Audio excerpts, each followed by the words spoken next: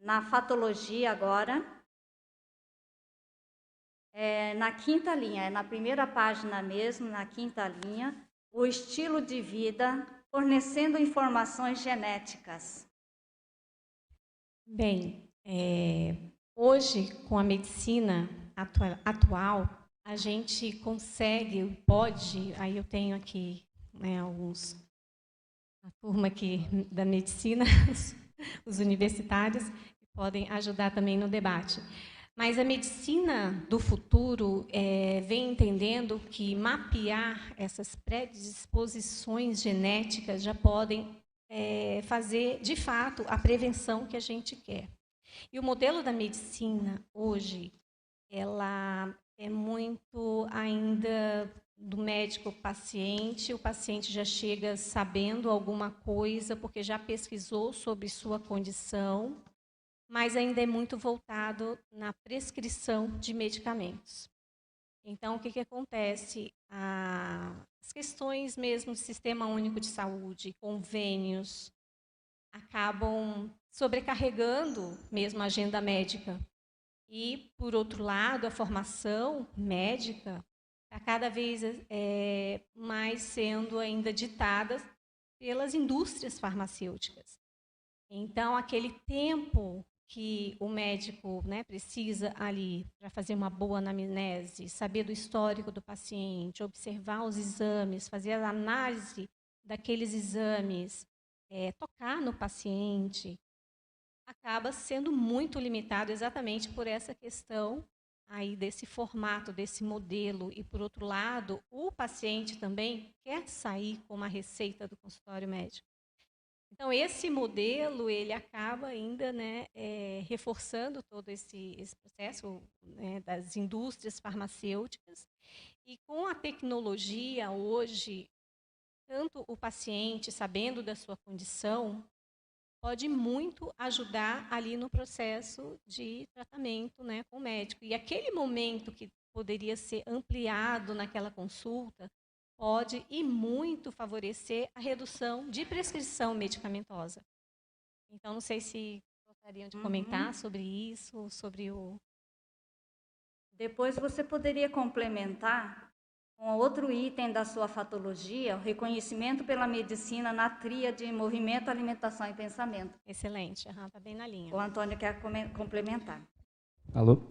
Queria complementar justamente essa parte da interação medicamentosa, né? Que a ansiedade é entendida como um transtorno que está aqui até colocado como um estado patológico de uma alta ativação do sistema nervoso autônomo, que ali na história, nossa história evolutiva do corpo humano, né? Da nossa fisiologia, é o primeiro sistema nervoso que surgiu como instinto de sobrevivência, como instinto de preservação da vida. Então, a gente tem o sistema nervoso parasimpático, responsável pela manutenção das funções fisiológicas vitais, o oxigênio. O sistema nervoso simpático, que aí vai dos instintos de luta ou fuga. E o sistema nervoso parasimpático, que eles estão vendo que pode ser dividido em um outro, que seria o sistema nervoso social, relacionado à nossa sociabilidade, à nossa linguagem, comunicação, que evolutivamente é mais recente. O que acontece, algumas pessoas em estados ansiosos, elas ficam em estados altamente excitatórios, tanto de alguma dessas fases, que podem ser tanto de ativação do sistema nervoso, quanto de paralisia. Então, a pessoa ela pode até ficar num estado de congelamento, e isso também é parte da ansiedade. A interação entre os remédios, né, as medicações, muitas vezes, e pela história até da psiquiatria, foram para deprimir o sistema nervoso. Como, por exemplo, o uso de benzodiazepínicos, que são os medicamentos que deprimem o sistema nervoso, tiram aquela pessoa daquele estado de excitação. Mas não necessariamente isso vai mudar a cognição da pessoa, isso vai auxiliar no entendimento do que está gerando aquele estado de ansiedade. E hoje a gente sabe que essas formas de terapia, por exemplo, a terapia cognitivo-comportamental, e as diversas formas de terapia, porque na verdade, um transtorno também energético e bioenergético, né, do acúmulo de energia na atenção, que aí, de acordo com a numerologia, ele pode dessa a quantidade inteira de sintomas físicos e emocionais que tem uma causa base desses sintomas. Então, só dar medicação, e a medicação, claro, pode ajudar a pessoa a funcionar e a lidar com os sintomas, mas só ficar nisso não vai realmente resolver o problema. Então, é interessante, porque o verbete trata do efeito da superação da ansiedade, e esse efeito tem que passar pela autorreeducação, pelo autodiscernimento. Eu acho que ele deixou pouco para eu falar, né? Tem a ver com a autorreeducaciologia. A medicina está muito avançada, inclusive, com relação às questões do mapeamento das vias nervosas, o que regula o quê, né?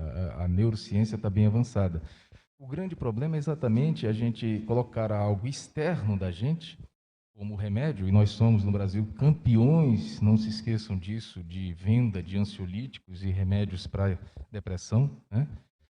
Colocar somente na ferramenta externa, que, como o Augusto já disse, é uma ferramenta, a gente às vezes precisa de uma ferramenta para dar aquela parada na pessoa, para ela conseguir voltar a pensar, né? Então, o remédio ele tem sua função, sim, mas ele ainda está no centro hoje das atenções em relação à terapêutica, quando a gente sabe que as amígdalas cerebrais, a gente estava até revisando ainda agora aqui, elas têm a função exatamente de promover essa transposição do sistema límbico, que é o nosso sistema neurológico, né? Nosso neuroeixo, que controla ou que metaboliza, entre aspas, as emoções, para o sistema cortical, ou seja, se a gente promove ações, como tem descrito aqui, comportamentais, como, por exemplo, a gente estava até vendo uma técnica aqui, que você conseguindo fazer isso a pessoa, conseguindo fazer de abstração ambiental, né? Ela está ansiosa. Ela começa, então, ela foca nas coisas que estão. Isso ela começa a contar as janelas, a descrever como é que está as cortinas. Ela começa a ter outras condições de fazer esse autocontrole. Ela começa a controlar esse sistema, então, emocional, né? E essas vias começam a atuar, promovendo com que a ação dela vá para o córtex. Ou seja, ela começa a elaborar mental somaticamente aquela situação, e isso já promove nela, então, uma acalmia. Então, veja, é uma questão de reeducação, realmente, das pessoas para tentar enfrentar esse instinto, como o Augusto falou, ele é primário na gente enquanto bicho, né? Enquanto consim. Então, isso é uma coisa muito séria, porque se a gente focar só a terapêutica no medicamento, a gente não vai conseguir isso. Vai chegar um momento em que você vai continuar com aquilo lá, mas não vai ter feito nenhum passo para ter exatamente esse autocontrole. Aí a outra questão é sobre o reconhecimento da medicina, sobre a tríade movimento, alimentação e pensamento. Não é isso, Keiko? Sim, é um item seu da fatologia. E ainda está bem dentro dessa questão da medicina do futuro também. Esse reconhecimento dos neurologistas tem um livro chamado Medicina do Futuro, do médico neurologista Pedro Stachowski, acho que é o sobrenome dele, é professor da URGS. E aí o que ele coloca? Esse reconhecimento do mapeamento do genoma para fazer essa medicina preditiva, ou seja, você identifica a predisposição e já trabalha com mais assertividade na prevenção. E na questão da tríade de movimento, ou seja, os passos que você dá diariamente precisa ser acima de 5.000 passos. Ele já ajuda a prevenir, né, os problemas cardíacos, neurológicos, previne Alzheimer, ou seja, se movimentar, se exercitar. A questão da alimentação também é algo que é aquilo que a gente sabe, mas acaba, né, deixando aí em segundo plano. Cuidar melhor da alimentação. E a mais indicada é aquela dieta do Mediterrâneo, que é baseada em azeite extra virgem, castanhas, em óleos saudáveis. O nosso cérebro ele é composto por gordura e água. Se a gente alimentar com gordura boa, a gente vai estar também fazendo toda essa prevenção cerebral, né? E a questão dos pensamentos. Então, um pensamento que intoxica a pessoa predispõe mais ela a doenças.